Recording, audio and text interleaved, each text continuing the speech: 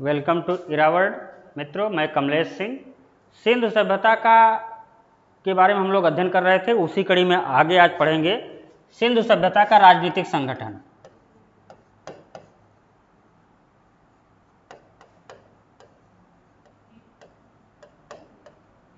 सिंधु सभ्यता का राजनीतिक संगठन। अब राजनीतिक संगठन का मतलब जो है, जहाँ राजनीति वाली बातें हों, किसका शासन था, कैसा रहन सहन था, कौन शासक वर्ग था, इन सब चीज़ों के बारे में जो है इस चैप्टर में हम लोग जो है चर्चा करेंगे। एक बात जान लीजिए, जो है सिंधु सभ्यता जो है समकालीन मेसोपोटामिया की सभ्यता, मिस्र की सभ्यता, चीन की सभ्यता की समकालीन थी। तो एक महत्वपूर्ण बात थी,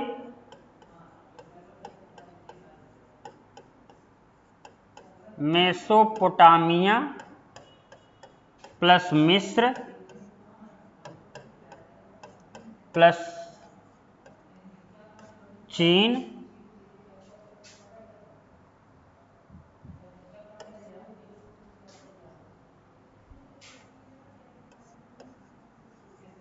की सभ्यता की समकालीन थी।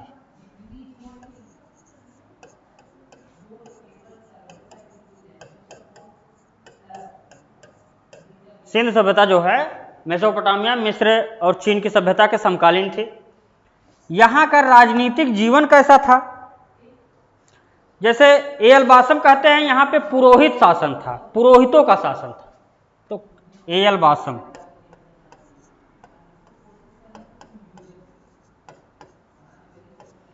बासम क्या कहते हैं? पुरोहित शासन था।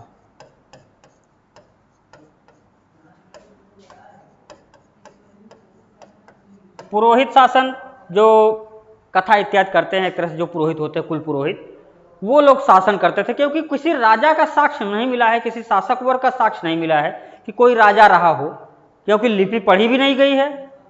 तो इसके कारण ये कंफर्म नहीं हो पाता कि यहाँ पे कौन से वर्ग थे। विभिन्न विद्वान जो पुरातत्व वेता थे, खुदाई के आधार पर अपने अनुभव शेयर किए हुए हैं। तो एल बासम जो है वो कहते हैं कि सिंधु सभ्यता में जो है पुरोहितों का शासन था। पुरोहित वर्ग जो है, जो पंडित या विद्वान वर्ग था जो है, उसका जो है शासन था। प्रश्न आता है कि पुरोहित शासन जो है किसने जो है स्वीकार किया है कि पुरोहित शासन था। दूसरा इसमें महत्वपूर्ण था, पुरोहित शासन के बाद जो है आर.एस. शर्मा का महत्वपूर्ण आता है। एनसीईआरटी लिखे हुए हैं आर.एस. शर्मा।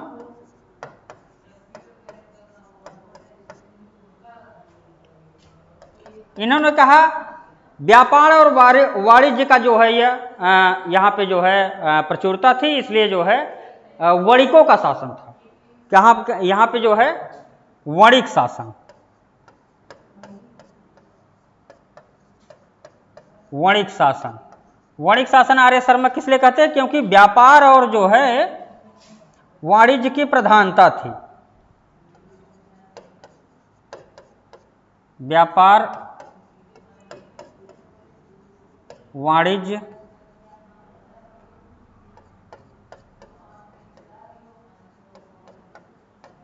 की प्रधानता के आधार पे जो है ये वणिक शासन कहते हैं, नाम देते हैं कि सिंधु सभ्यता में जो है वणिक शासन। ये आर.एस. शर्मा जो है एनसीईआरटी लिखे हुए हैं, आप जानते हैं।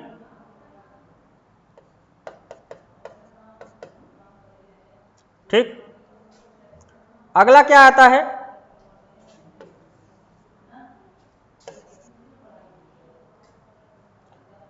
अगला इसमें महत्वपूर्ण बात ये आती है, एल बासम पुरोहित शासन कहते हैं, आर.एस. शर्मा व्यापार वाणिज्य का शासन कहते हैं। हंटर एक विद्वान है, हंटर जो है, उन्होंने ये कहा कि यहाँ पे जनतांत्रिक प्रणाली थी, जनतांत्रिक प्रणाली। हंटर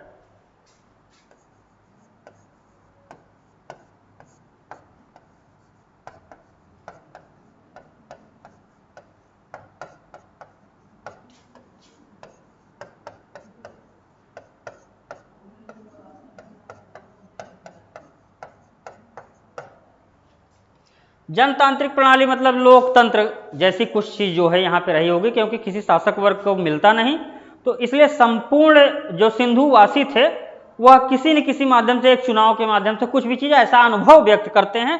कोई कन्फर्म कोई लेख वगैरह कोई नहीं मिला है। तो ये विभिन्न विद्वान जो है अपना अपना बातें करते रखते हैं। मैके भी इसी को जो है कहते हैं कि यहाँ पे जो है जनप्रतिनिधि शासन था। तो मैके को भी जान लीजिए, मैके कहते हैं सिंधु सभ्यता में जो है जनप्रतिनिधि शासन था।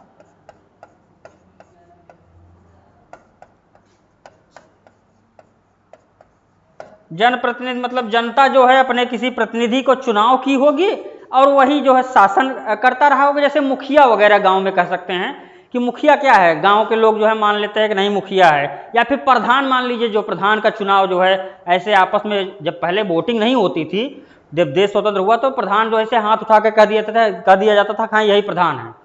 तो एक तरह से जो है वही चीज जो है इनका कहने का मतलब जो है कि जनप्रतिनिधि शासन रहा होगा, जनता जो है अपने प्रतिनिधि को चुन लेती रही होगी।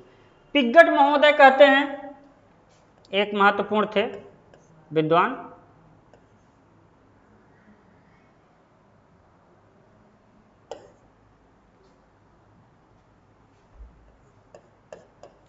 पिग्गट क्या कहते हैं, यह मोहनजोदड़ो और हड़प्पा जो है वो जुड़वा राजधानी थी, तो इसलिए यह जो है काफी विकसित शहर था, यह राजधानी शहर था।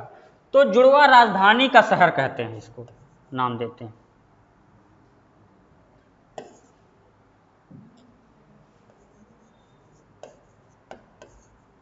जुड़वा राजधानी का शहर, यह जो है हमारे पिग्गट महोदय थे। अब इसमें जो है आप लोग पिग्गट को मत भूलिएगा, मोहनजोदड़ो और हड़प्पा जब पढ़ाया था तब भी मैं बताया था। एल बासम को मत भूलिएगा, आर एस शर्मा को मत भूलिएगा, मैको को चाहे भूलना हो भूल जाइए, हंटर को भूलना हो भूल जाइए, लेकिन मैको को मत भूलिएगा। और यहाँ पे मेसोपोटामिया और मिस्र की सभ्यता की समकालीन थी। आर एस शर्मा जो बात कहते हैं वणिक शासन या व्यापार प्रधानता जो है, क्योंकि सिंधुवासी जो है वो मेसोपोटामिया और मिस्र के लोगों के साथ जो है व्यापार व्यवस्था कार्यान्वित किए थे, इसके प्रमाण मिलते हैं। इसलिए जो है आर एस शर्मा जो है ये कहते हैं कि वणिकों का शासन था, व्यापारियों का शासन था। यह चीज था सिंधु सभ्यता का जो है राजनीतिक विस्तार। उम्मीद है आप लोगों को समझ में आ रहा होगा।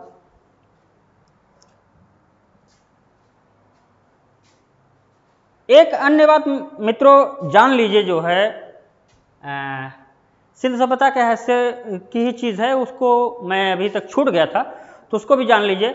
मृण मूर्तियां जो बनाई जाती थी,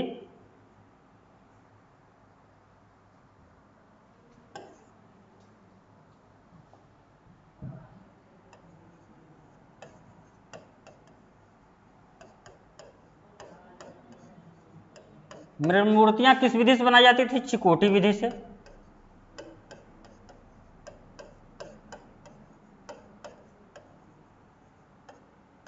चिकोटी विधि समझ रहे हैं? चिकोटी ऐसे जैसे आप कभी आटा उटा गूंथते हैं तो जो है छोटे बच्चे क्या करते हैं, इस तरह से जो है उठा उठा कर देते हैं, उसी को चिकोटी विधि कहते हैं। जैसे जब हम लोग छोटे छोटे थे तो खिलौना इत्यादि बनाते थे मिट्टी का, तो चिकोटी काट काट करके कुछ चीजें उभार देते थे ना, उसी को जो है चिकोटी विधि कहते हैं। और जो धातु मूर्तियां थी वो मधुचिष्ट विधि से बनाई जाती थी। तो दूसरा जो था वो धातु मूर्तियां,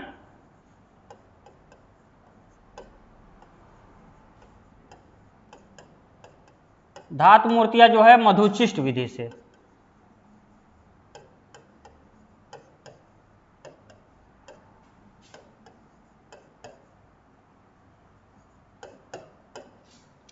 मधुचिष्ट विधि, मधुचिष्ट विधि से जो है धातु मूर्तियां, मधुचिष्ट विधि किसको कहते थे? जिसे धातु को पिघला करके जो है किसी सांचे में ढाल देना, जो है इस तरह से जो है इसको मधुचिष्ट विधि कहते थे।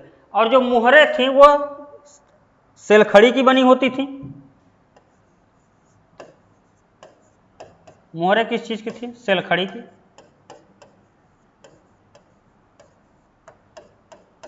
सेलखड़ी एक तरह से ये समझ सकते हैं चाक टाइप था, जैसे चाक नहीं होता उसी तरह से जो है सेलखड़ी था। और लिपि जो थी वो चित्ताक्षर थी। लिपि चित्ताक्षर।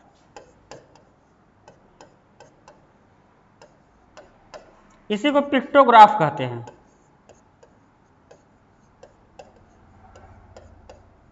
पिक्टोग्राफ। चित्ताक्षर क्या है? चित्राक्षर।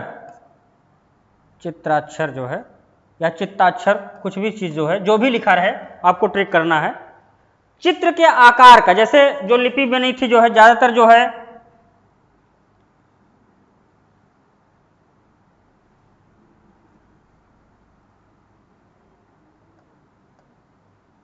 कुछ मछली के आकार के थी, ज्यादातर अंग्रेजी के यू आकार के मिले हैं, चित्रों में जो मछली के आकार के मिले हैं और यू आकार के।